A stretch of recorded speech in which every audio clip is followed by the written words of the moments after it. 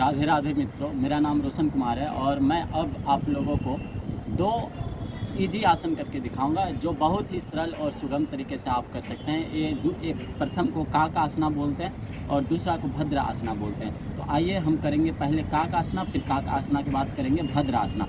तो आप लोगों को बता देता हूँ, इन दोनों प्रकार के आसन को करने से आपके शरीर में बहुत तरह की जो विकार होती है, बीमारी होती है, वो दूर हो जाती है। तो आइए हम लोग काक आसना और भद्र आसना करते हैं। ये सब एक तरह से बेसिक योगा माना जा सकता है क्योंकि ये बहुत ही सरल और इजी होता है। तो आइए हम पहले काक आसना करते हैं। हम अभी सुखासन अवस्था में बैठे हैं, अब अपनी अवस्था को चेंज करेंगे। तो सुखासन अवस्था से जब हम अपनी अवस्था को चेंज करेंगे तो हम पैरों को मोड़ कर पुट अथवा एक तरीके से जिसको मुर्गा बोलते हैं उस आसन में बैठ जाएंगे। तो सबसे पहले हम इन दोनों पैरों को इस प्रकार से बैठ जाएंगे। प्राय गांवों में इस तरीके से बहुत आप बैठे हुए देखे होंगे, जो घर के दहलीज पर ज़्यादातर बैठे रहते हैं इस प्रकार से।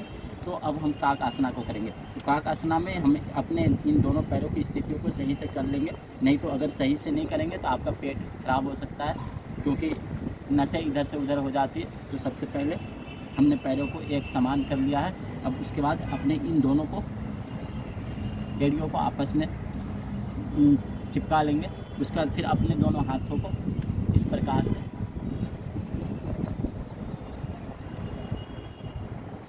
से कुछ देर तक बैठे रहेंगे और आप इस आसना को काक आसना बोलेंगे और इस आसना को आप कर सकते हैं। ये काक आसना है। आप ध्यान रखें, आप इन दोनों पैरों को आपस में सटाने की कोशिश करेंगे।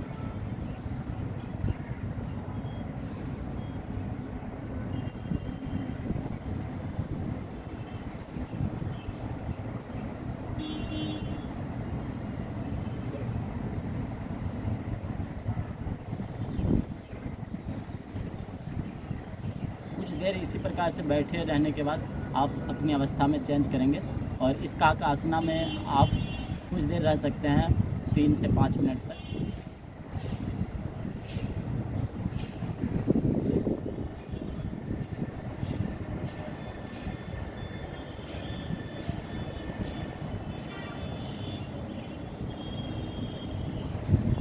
अब मैं आप लोगों को भद्र आसन करके दिखाऊंगा।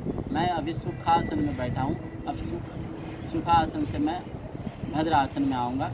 तो सबसे पहले अपने पैरों को आगे की ओर कर लूँगा दंडासन अवस्था में। अब दंडासन अवस्था से मैं धीरे धीरे पैरों को पीछे की ओर लाऊँगा और दोनों पैरों को मैं आपस में जोड़ते हुए पीछे की ओर यथासंभव पीछे की ओर सटाने की कोशिश करूँगा।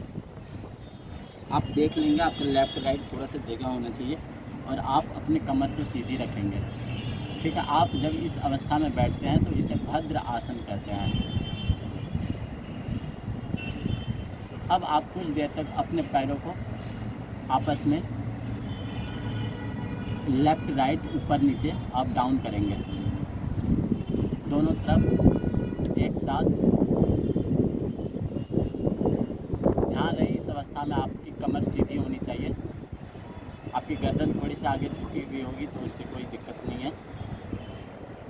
आप इस प्रकार से यथासंभव कुछ देर तक करेंगे।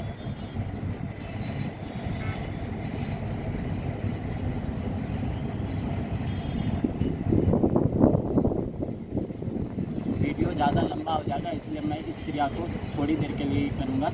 उसके बाद फिर लेकिन आप ध्यान रखेंगे, आपको 3 से 5 मिनट तक करना है अपने शुरुआती आरंभ के दिनों में। फिर आप धीरे धीरे इसे लंबी अवधि के लिए भी कर सकते हैं। अब फिर हम अपनी अवस्था में आ जाएंगे, प्रारंभिक अवस्था में, लेकिन ध्यान है कि डायरेक्ट नहीं आना है। फिर धीरे धीरे ही अपने पैरों को आगे की ओर करेंगे और सबसे पहले दंड आसन में बैठ जाएंगे। दंड आसन में बैठने के बाद फिर धीरे धीरे पैरों को सुखासन अवस्था में करेंगे और बैठ जाएंगे। तो उम्मीद करता हूँ दोस्तों आपको ये दोनों वीडियो पसंद आया होगा। एक में मैंने काक आसना को दिखाया था, दूसरा में मैंने भद्र आसना को दिखाया था। यहाँ पर छत में स्पेस नहीं है ज़्यादा, इस वजह से मैं बड़ी बड़ी योगा की वीडियो नहीं बना पाता हूँ।